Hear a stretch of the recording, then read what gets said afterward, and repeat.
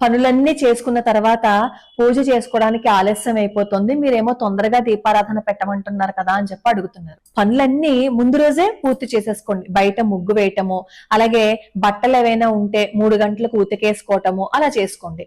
అలా చేసుకున్నారు అనుకోండి, కొన్ని పనులు పూర్తి అయిపోతాయి కదా.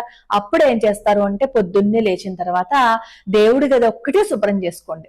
అదొక్కటి శుభ్రం చేసేసుకుని చక్కగా మీరు దీపారాధన పెట్టేసుకున్నారని అనుకోండి, ఎంత చక్కగా హాయిగా ఉంటుందో తెలుసా. మనసుకి కూడా చాలా ప్రశాంతంగా ఉంటుంది. కానీ మనం ఏం చేస్తున్నాము అంటే పనుల కోసం లాస్ట్ ప్రిఫరెన్స్ భగవంతుడికి ఇస్తున్నాం. మొట్టమొదటగా భగవంతుడి దీపారాధన పెట్టి ఆ తర్వాత పనులు చేసుకోవటం మొదలు పెడితే మన జీవితం ఎంత అద్భుతంగా ఉంటుందో చెప్పండి. మనం భగవంతుడికే ముందు ప్రాముఖ్యతని ఇవ్వాలి. మన పనులను పక్కన పెట్టి ముందు ఆయనకి పూజ చేసి తర్వాత పనులు పూర్తి చేసుకుందాం. నిత్య దీపారాధన అలవాటు చేసుకోండి. జీవితాన్ని చక్కటి మార్గంలో నడిపిస్తుంది.